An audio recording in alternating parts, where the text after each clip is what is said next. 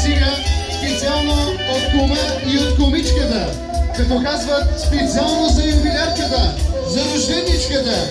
Хората нека да продължава, скъпи гости.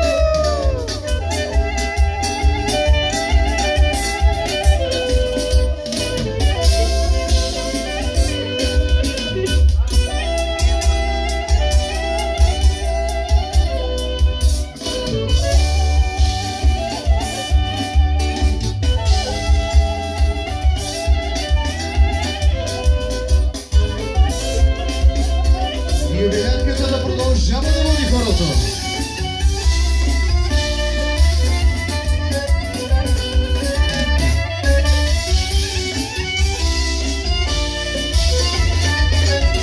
Внимание, скъпи гости! Паричка пристига от Марин и Минка, като казват